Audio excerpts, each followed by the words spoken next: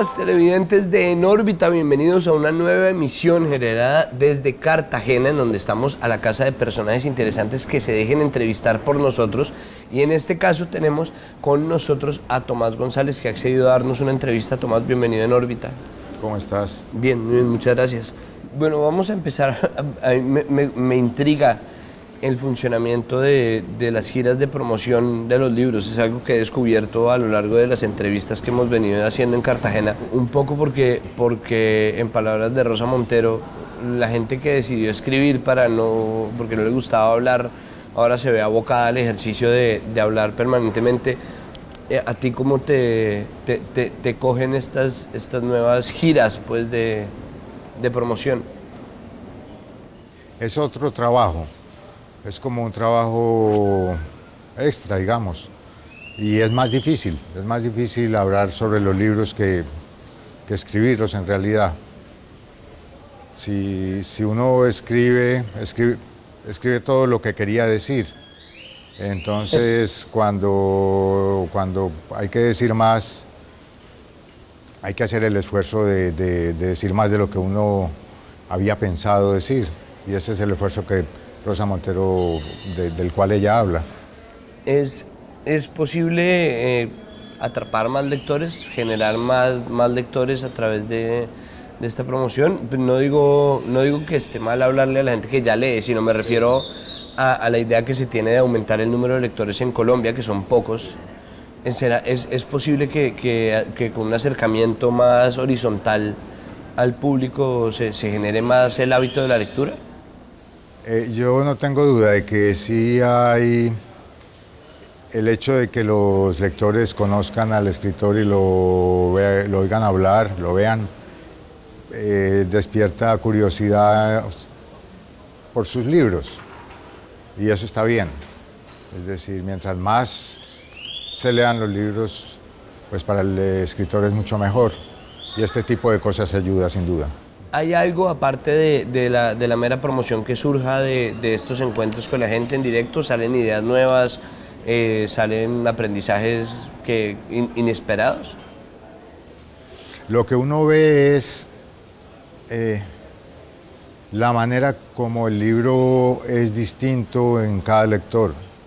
Uno habla con un lector y él vio el libro, lo formó el libro de una manera o lo creó de una manera.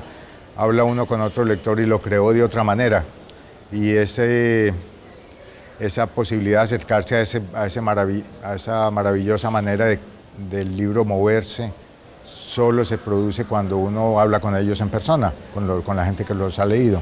Es que, bueno, parte de estas preguntas como que tenía para iniciar el cuestionario se deben a que tienes una fama de ermitaño de larga data, como que es chistoso, porque uno dice, no, voy a entrevistar a Tomás González, y todo, no, sí, es un man como súper reclusivo y le gusta como el silencio. ¿Qué tanto de eso es cierto? Yo no sé, a mí me gusta mucho mi finca, sí. Ah, bueno. Pero eso no quiere decir que sea ermitaño. Tengo muy buenas relaciones con los vecinos y con todo el mundo. Es decir, nada de vivir en el tronco hueco del árbol. Pues, no. Pues que es de lo que estábamos hablando antes de empezar, sobre los neocampesinos. Tú vives en Cachipay, ¿correcto? Sí, mi papá pasa también una gran cantidad de tiempo por allá. Hola, papá. Y bueno, ¿cómo llegaste hasta allá? ¿Cómo llegaste a...? Cuando yo regresé yo viví mucho tiempo en Estados Unidos y allá practicaba budismo zen, me sentaba a meditar 45 minutos al día más o menos. Cuando llegué a Colombia busqué un sitio donde hubiera práctica de zen y encontré que había un monasterio a 20 minutos de Cachipay. Entonces hice un retiro, estuve yendo cada cierto tiempo, me pasaba 2 o 3 días en el monasterio y me gustó mucho la región y decidí quedarme y comprar y vivir allá. Ya dejé de ir al monasterio, el monasterio existe todavía, y entonces lo que hago es que medito en mi casa y me ahorro la caminada hasta allá. ¿Y la vida en el monasterio? Es un poquito complicada la convivencia de las personas. a pesar de que es un ambiente de tantas reglas que se supone que ayudan a que no haya fricciones, la convivencia de las personas en un mismo entorno es muy difícil. Hay algo que siempre crea conflictos entre los seres humanos cuando están juntos, o la manía por crear jerarquías, será la lucha inconsciente por el poder. Son cosas que se producen en todas partes cuando juntan más de 2 o 3 personas, y eso se produce en los monasterios también, igual. Esta clase de dinámicas son, no sé, resultan de alguna manera fascinantes, o son simplemente males de los cuales prefieres huir, pues. ¿Dinámicas te refieres? Como estas dinámicas de poder, como lo que tú dices, juntar 3 personas y de inmediato empezar a ver cómo fluye la lucha por el poder, lo que hablamos como animales que se olisquean y se empiezan a... Sí, eso es inevitable, eso se da. El problema es cuando uno va al monasterio pensando que no va a encontrar eso, que va a ser el sitio donde va a estar libre de ese tipo de cosas.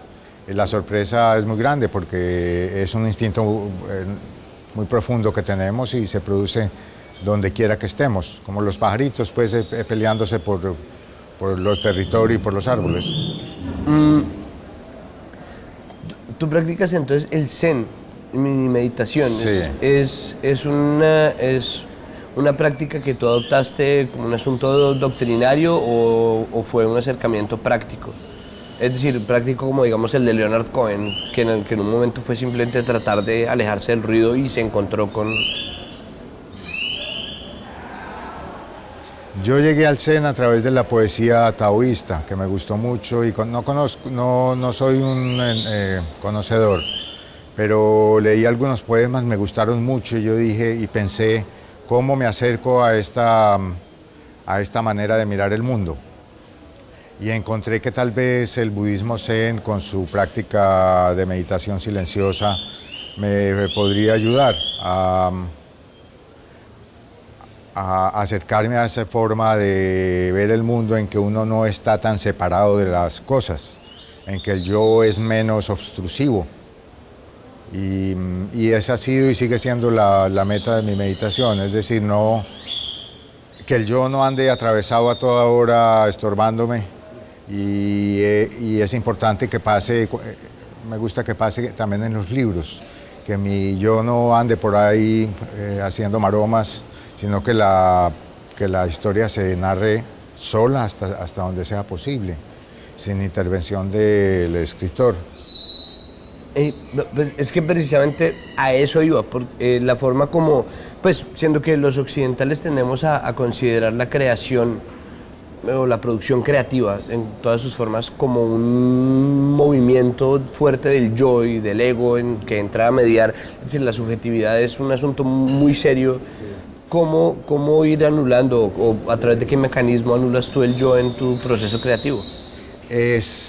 Son 45 minutos de meditación por la mañana y 45 minutos de meditación por la tarde. Hay un verso muy bonito creo que es de Lao Tse, que ejemplifica esto que estamos hablando. Él dice, el ruido del agua dice lo que pienso. Él logró separar completamente el yo, es decir, no hay ni yo, y no es que haya dejado de pensar, sino que el ruido del agua es el pensamiento es lo de que él. Está. Sí. Y en esa medida, ¿tienes algún otro ritual que para empezar a escribir, por ejemplo? ¿Escoges las palabras con mucha cautela, o simplemente dejas que las cosas vayan saliendo con tranquilidad? Es una cuestión de disciplina, obviamente. Empiezo con la meditación y ya empiezo a escribir, y es una cuestión de ir esperando que la forma llegue. No trato de no empujarla, de no obligarla a aparecer, sino esperar a oírla, a que se manifieste. El continuo narrativo, él mismo es el que va a decirme por dónde va la historia. A rasgos generales yo sé dónde quiero llegar, sé lo que debe pasar, pero el párrafo concreto, el sonido del párrafo concreto lo espero y termina por llegar. A veces me demoro mucho, a veces aparece muy rápido. Es decir, para cerrar, ¿cómo existe alguna fórmula para ti? Es decir, es que a mí me intriga el proceso creativo de cada escritor, todos son muy diversos, pero existen ciertas pautas que son comunes a todos los procesos y uno de esos es lo difícil que es acabar, como saber cuándo acabó un relato, cuándo acabó una novela, cuándo se acabó. ¿Tú cómo acabas? Sí, en algunas novelas conozco el final desde el principio. En otras novelas el final aparece a lo largo de la historia, en la mitad de la historia me doy cuenta cómo puede ser el final. En cada caso es muy distinto. Nunca he tenido hasta ahora con novelas, nunca he tenido problemas de que el final está indeciso, de que no lo logro encontrar. En cuentos sí, en cuentos he tenido más ese problema de cómo cerrar el cuento porque es más importante en realidad en el cuento ese final es el que da el toque de campana que debe quedar resonando. Y si uno no lo logra, el cuento se malogra. ¿Tú has vuelto a escribir poesía? De vez en cuando aparecen poemas. Me gustaría que fuera con más frecuencia porque me gusta mucho, pero eso no hay nada que hacerle, hay que esperar a que aparezcan y si no aparecen, no aparecen. Porque ese es otro gran misterio, como que hablando sobre poesía es muy difícil saber cuál es el origen, pero digamos, cuando llega una poesía, ¿qué estás buscando en ella? ¿Estás buscando música o estás buscando palabras específicas? Es una unidad de visión, música, sentido. Y esa unidad de visión, música, sentido viene, no se sabe de dónde muy bien. Cuando uno menos piensa, una idea lleva a otra o una imagen lleva a otra y uno dice, ahí está. Ahí está el poema, ya lo agarré, lo tengo, no sé sino escribirlo. Pero, ¿tú crees en la inspiración? Hay algo que debe ser el inconsciente más bien, hay algo que funciona sin que uno haga esfuerzo y funciona mejor tratando de no hacer mucho esfuerzo. En ese sentido creo en la inspiración, es dejar que el subconsciente cree, vaya formando las cosas y no atropellarlo ni obligarlo. Bueno, para terminar me gustaría preguntarte sobre un asunto de observación. ¿Qué tanto tiempo tienes que sentarte tú a observar para empezar a crear los cimientos de una novela, por ejemplo? Eso ha cambiado mucho de novela en novela. Hay unas en que se solidifica muy rápido. Hay otras en que la idea es vaga, es como embrionaria y dura embrionaria muchos años. Hasta que algo pasa, alguien me dice algo, leo algo y veo que eso me permite concretarla. Pero no sigue la misma pauta, cada novela aparece de una manera distinta. Bueno, una última, como los niños. ¿Tú le aconsejarías a los escritores que están empezando apenas que cultivaran la tierra? ¿A ti te ha servido de algo tener una finca para despejar la mente, para trabajar? En el sentido de que no pierda uno el contacto con la madre tierra, es decir, que no se vuelva, que no quede flotando el alma de la persona por ahí en la estratosfera. Es un contacto permanente con la tierra, con lo que produce la vida, y yo creo que eso siempre es bueno. Ok, bueno, Tomás, muchísimas gracias por esta ustedes. entrevista. Nosotros vamos a seguir cazando personajes que quieran venir a que nosotros les escarbemos el cerebro. Esto fue En Órbita. Recuerden que esta entrevista completa la van a ver en www.enorbita.tv. Estén pendientes de la radio, de todos los contenidos que llegan a internet y por supuesto de nuestra siguiente emisión. Hasta luego.